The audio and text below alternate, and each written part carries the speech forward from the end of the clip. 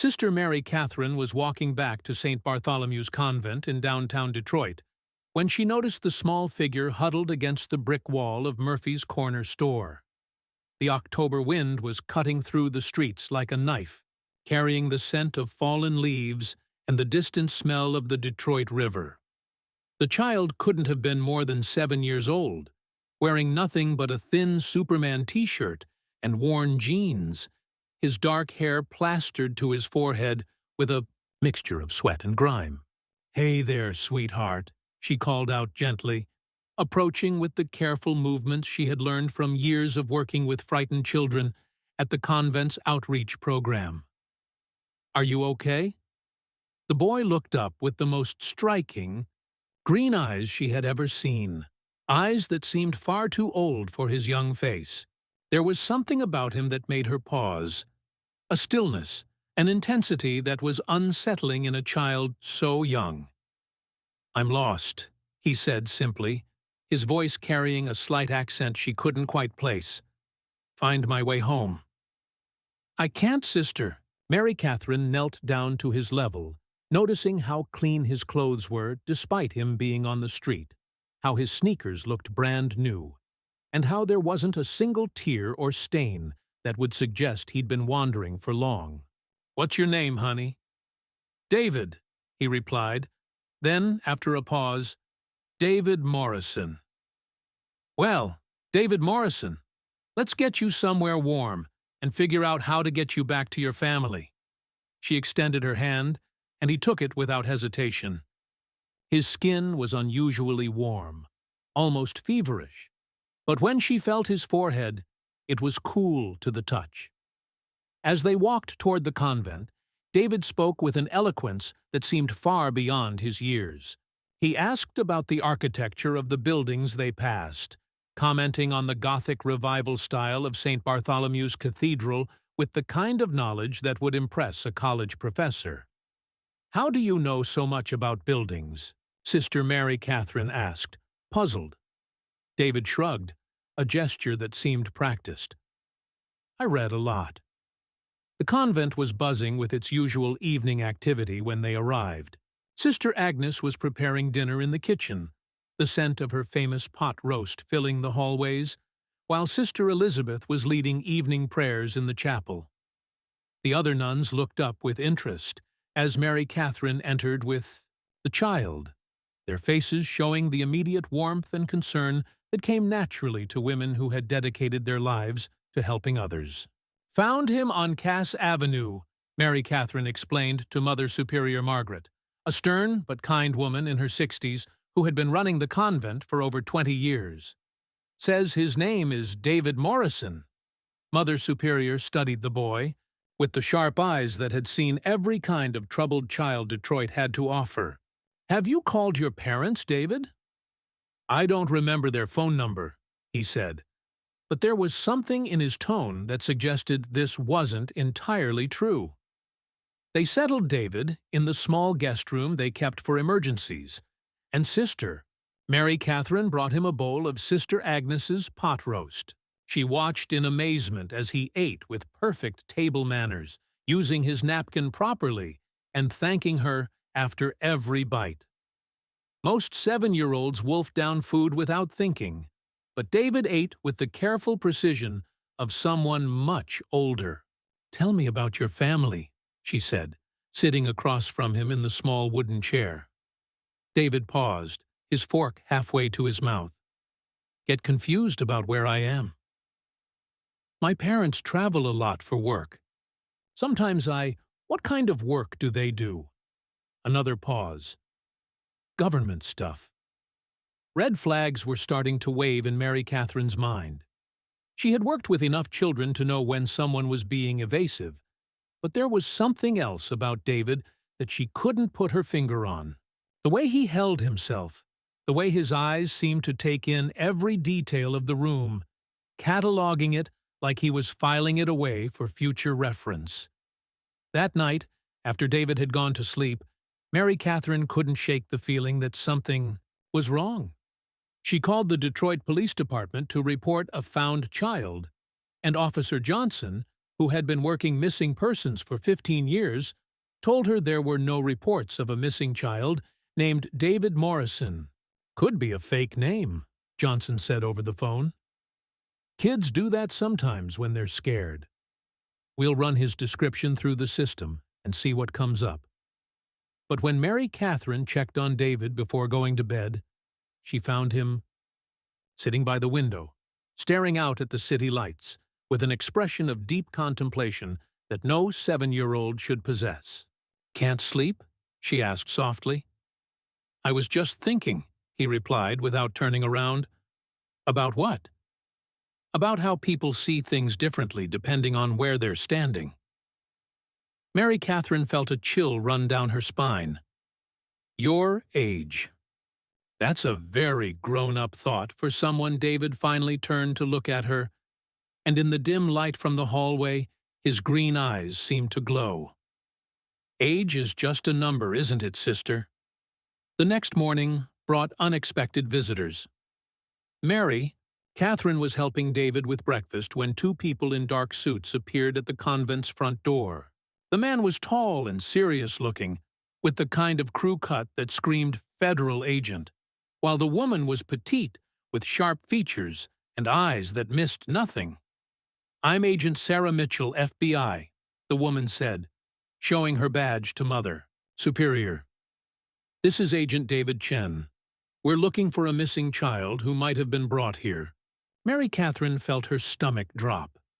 She had called the local police, but not the FBI. How did they know David was here? "We received a call that you might be harboring a child named David Morrison," Agent Mitchell continued. "We need to speak with him immediately." "Is he in some kind of trouble?" Mother Superior asked, her protective instincts kicking in. "It's classified," Agent Chen replied curtly. "Where is he?" Mary Catherine led them to the dining hall, where David was sitting calmly at the long wooden table, finishing his scrambled eggs. When he saw the agents, he didn't show surprise or fear like a normal child would. Instead, he simply nodded as if he had been expecting them. "Hello, Dr. Morrison," Agent Mitchell said, her voice taking on a tone of respect that seemed strange when addressing a 7-year-old. "Dr. Morrison?" Mary Catherine's mind reeled. What 7-year-old was called Doctor? David, or whoever he really was, set down his fork and looked directly at the agent. I needed more time." "The situation has changed," Agent Chen said. "Immediately. We need you back at the facility." "What facility?" Mary Catherine interrupted, stepping between the agents and David. "What's going on here?" Agent Mitchell sighed, clearly debating how much to reveal. "Information, sister." "I'm afraid that's classified." "This is a child," Mary Catherine said firmly. "Have a right to know what's happening to him." "A child who was lost and scared on the street." David stood up slowly, and suddenly he seemed different. The childlike demeanor dropped away like a mask being removed, replaced by something ancient and tired. "She deserves to know the truth," he said to the agents, his voice carrying an authority that made both federal agents straighten up. Agent Mitchell looked uncomfortable. "Dr. Morrison, we have strict protocols." "The protocols have already been compromised," David said calmly. "Sister Mary Catherine, what I'm about to tell you will sound impossible, but I need you to listen carefully." Mary Catherine felt like the world was tilting around her. She gripped the back of a chair for support as David continued. "My name is Dr. David Morrison, and I'm 43 years old. I hold 3 PhDs from MIT in theoretical physics, biochemistry, and genetics. For the past 5 years, I've been working on a classified government project involving cellular regeneration and age reversal." The words hung in the air like smoke.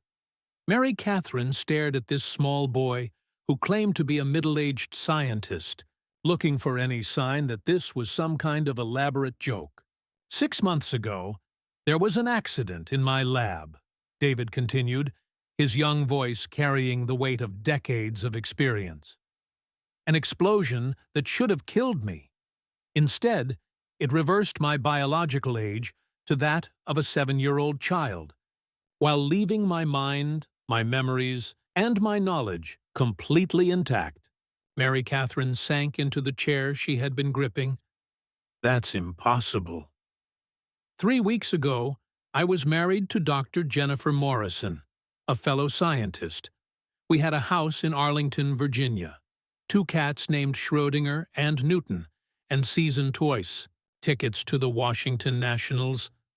Now, I'm trapped in a child's body, being studied like a lab rat by the same government I've served faithfully for 2 decades.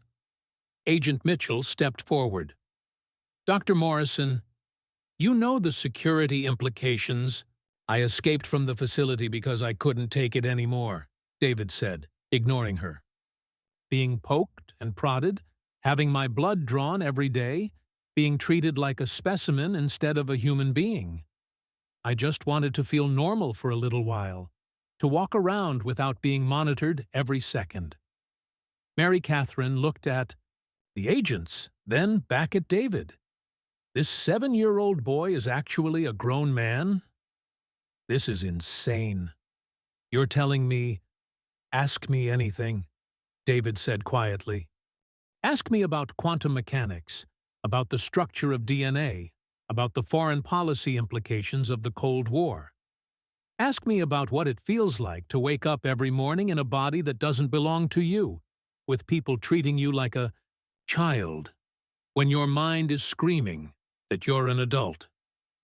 For the next hour, Mary Catherine found herself in the most surreal conversation of her life. David, Dr. Morrison, answered every question she threw at him with the expertise of someone who had lived those experiences. He explained complex scientific theories in terms she could understand, quoted literature from memory, and spoke about his research with a passion that was unmistakably authentic. The most convincing proof came when Agent Mitchell's phone rang, and David correctly predicted it would be Director Thompson from the facility, calling to check on their progress. He even knew Thompson's personal phone number and the exact words the director would use. How is this possible? Mary Catherine whispered. We don't know, Agent Chen admitted. The explosion involved experimental compounds that we're still trying to understand. Dr. Morrison is the only test subject we have because he's the only person who's ever survived exposure to them. Test subject? Mary Catherine's voice rose. He's a human being, not a lab experiment. He's a national security asset, Agent Mitchell said coldly. His condition could revolutionize medicine, extend human life, change the course of human evolution. The implications are staggering. David laughed bitterly, a sound that was heartbreaking coming from a child's voice. Do you know what it's like to have the mind of a 43-year-old man trapped in the body of a 7-year-old? To have people talk down to you, to be unable to drive, to drink coffee, to have a normal conversation with an adult, to have your wife look at you with horror instead of love? Mary Catherine felt tears welling up in her eyes. Your wife. What happened? She can't handle it, David said quietly. And I don't blame her. How do you maintain a marriage when your husband looks like he could be your son? How do you explain to friends and family that the man you married now has the body of a child? The dining hall fell silent except for the ticking of the old grandfather clock in the corner. Mary Catherine looked at this small boy who claimed to be a brilliant scientist, seeing him now with completely different eyes. The way he held himself, the depth of sadness in his expression, the careful way he chose his words, it all suddenly made sense. What do you want from me? She asked finally. I want what every person wants, David said. I want to be treated with dignity. I want my choices to be respected. I want to have some control over what happens to my body and my life. Agent Mitchell shook her head. Clearance alone. Dr. Morrison, you know that's not possible. The security— I'm not asking to go back to my old life, David interrupted. I know that's impossible. But I won't go back to being a prisoner in that facility. I won't spend the rest of this existence being treated like a thing instead of a person. Mary Catherine found herself making a decision that would change everything. Was another way? What if there— Both agents turned to stare at her, and David's eyes lit up with hope for the first time since she'd met him. What if Dr. Morrison could continue his research, continue to help the government understand what happened to him, but do it while living something resembling a normal life? What if he could stay here, at the convent, where he'd be safe and cared for, but still available for the testing and research your people need? Agent Chen laughed. A convent is not a secure facility, sister. But it's a sanctuary. Mary, Catherine said firmly. It's a place where someone who's been through trauma can heal. It's a place where a person's dignity is respected, regardless of their circumstances. David was staring at her with an expression of amazement. Let me stay here, knowing what I am. You would do that? You're a person who needs help, Mary Catherine said simply. That's what we do here. Over the next several hours, Mary Catherine found herself in negotiations that felt more like a hostage situation than a discussion about child care. The FBI agents made phone calls to superiors, while David sat quietly in the corner, occasionally offering input about security protocols and research schedules. Finally, a compromise was reached.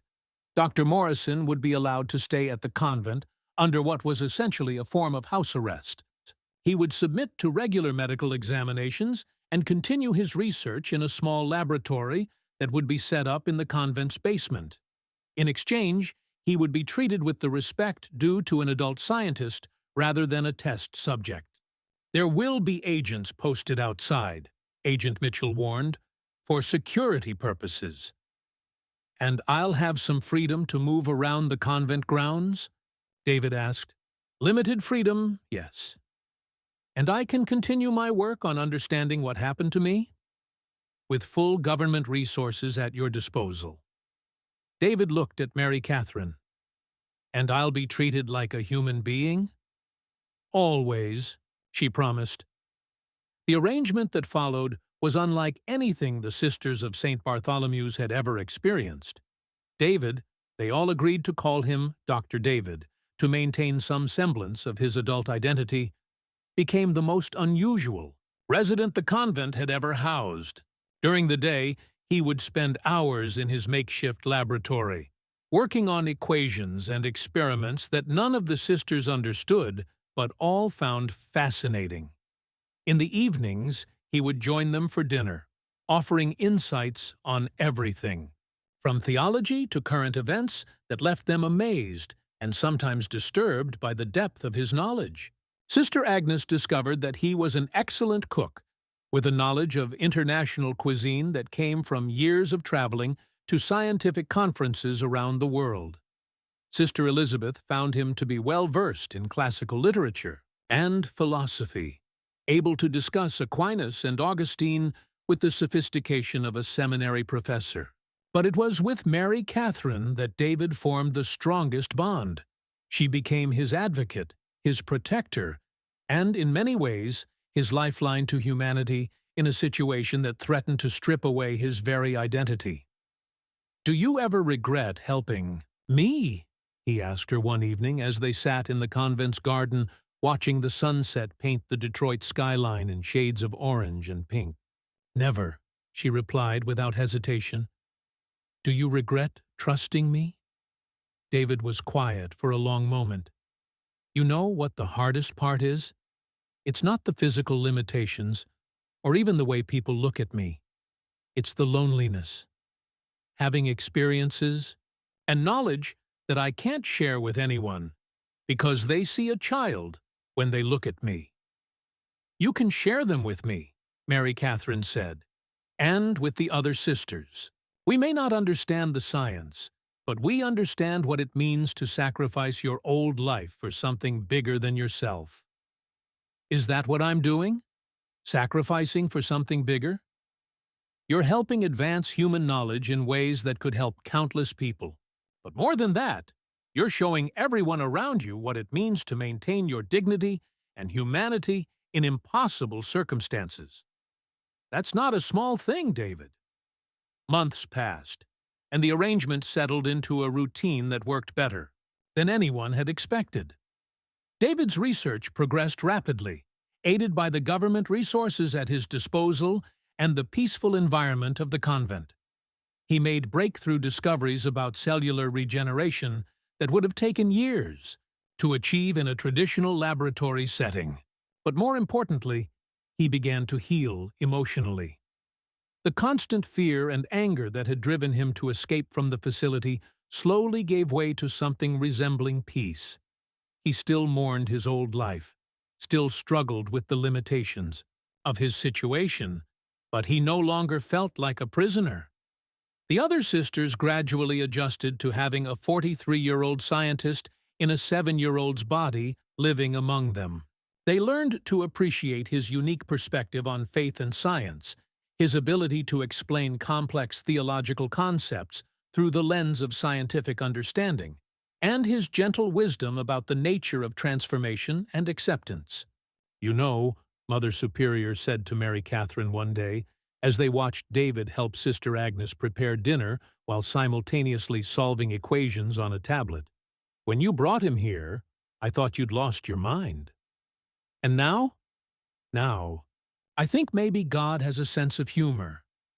Who else would send us a child who's older than most of us, a scientist who's teaching us about faith, and a lost soul who's helped us find new purpose?"